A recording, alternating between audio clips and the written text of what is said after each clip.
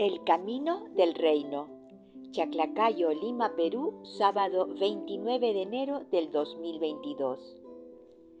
Las lecturas de hoy están tomadas del segundo libro de Samuel, capítulo 12, versículos del 1 al 7a y del 10 al 17.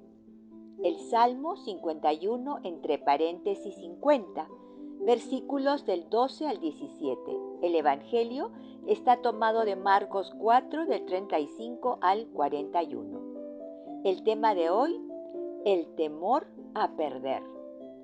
Queridos amigos de la palabra de Dios, la palabra es vida y es espíritu, dice en Juan 6:63. Y la primera lectura nos trae el arrepentimiento de David por haber despreciado a Dios al cometer adulterio con Betsabé y las consecuencias de ese acto.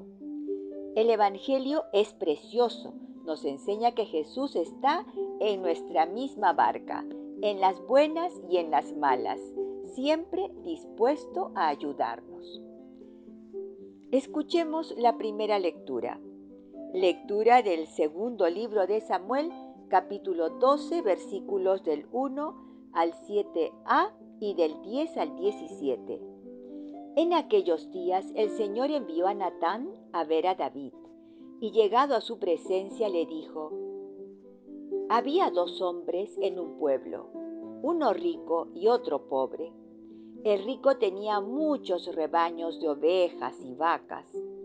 El pobre tenía solo una oveja pequeña que había comprado. La iba criando y ella crecía con él y con sus hijos, comiendo de su pan, bebiendo de su vaso, durmiendo en su regazo. Era como una hija. Llegó un visitante a casa del rico y no quiso coger una de sus ovejas o de sus vacas para invitar a su huésped, sino que cogió la oveja del pobre y la convidó a su huésped.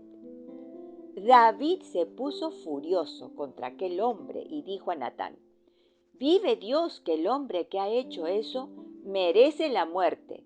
Resarcirá 4 veces la oveja por haber obrado así y por no haber tenido compasión.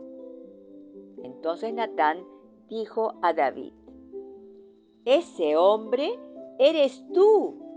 Por eso la espada no se apartará nunca de tu casa por haberme despreciado, quedándote con la mujer de Urías, el hitita, y matándolo a él con la espada amonita. Así dice el Señor: yo haré que de tu propia casa nazca tu desgracia. Te arrebataré tus mujeres y ante tus ojos se las daré a otro, que se acostará con ellas, a la luz del sol que nos alumbra. Tú lo hiciste escondidas, yo lo haré ante todo Israel en pleno día. David respondió a Natán: He pecado contra el Señor. Natán le dijo: El Señor ha perdonado ya tu pecado, no morirás. Pero por haber despreciado al Señor con lo que has hecho, el hijo que te ha nacido morirá. Natán marchó a su casa, y el Señor hirió al niño que la mujer de Urías había dado a David, y cayó gravemente enfermo. David oró con insistencia a Dios por el niño. Prolongó su ayuno y de noche se acostaba en el suelo. Los ancianos de su casa intentaron levantarlo, pero él se negó, ni quiso comer nada con ellos. Palabra de Dios, te alabamos, Señor.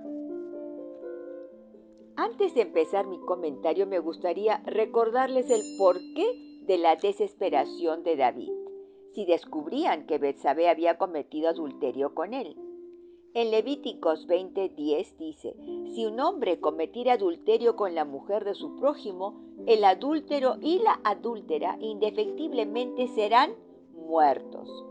Deuteronomio 22:22 dice: si fuere sorprendido alguno acostado con una mujer casada con marido, ambos morirán. El hombre que se acostó con la mujer y la mujer también. Así quitarás el mal de Israel.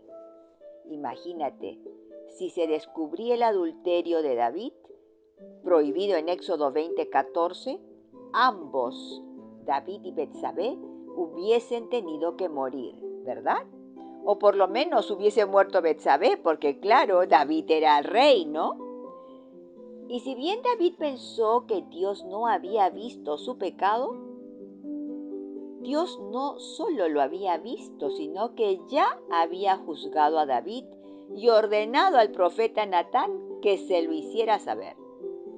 Natán, que en hebreo significa dado, a saber, dado por Dios, fue un notable profeta sucesor de Samuel en la época de David y de Salomón.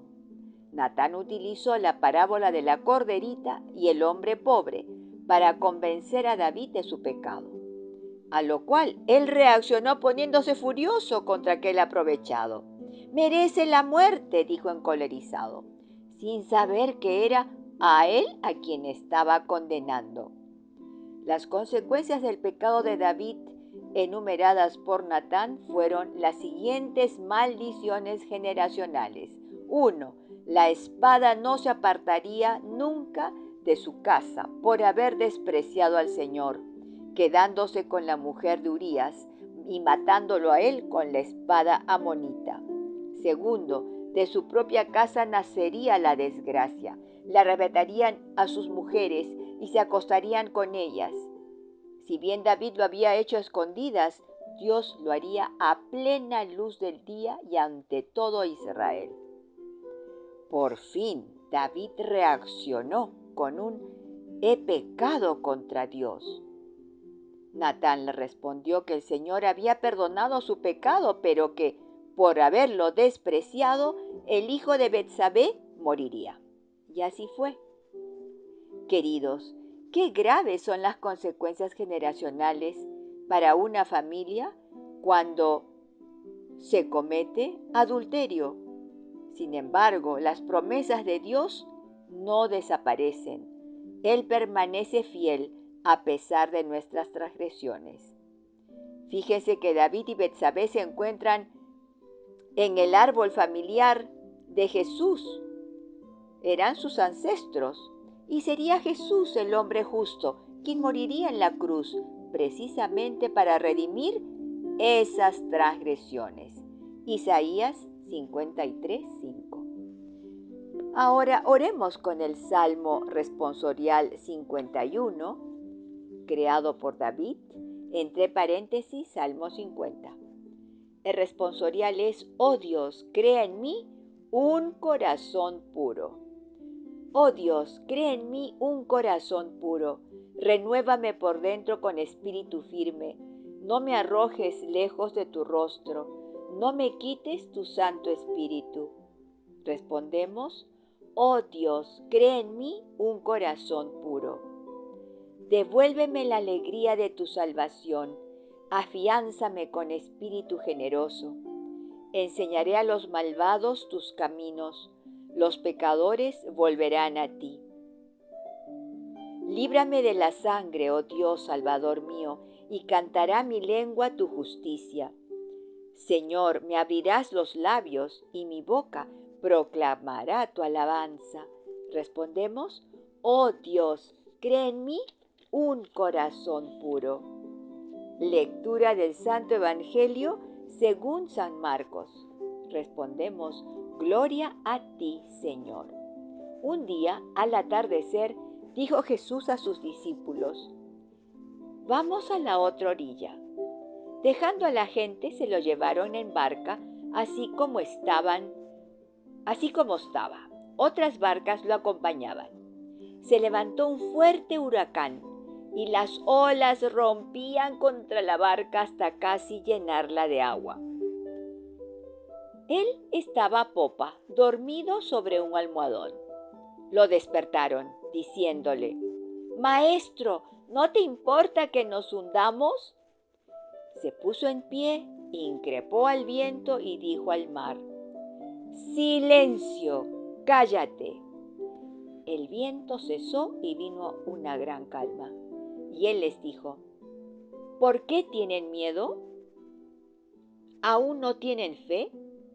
Se quedaron espantados y se decían unos a otros, ¿pero quién es este que hasta el viento y el mar le obedecen? Palabra del Señor, gloria a ti, Señor Jesús.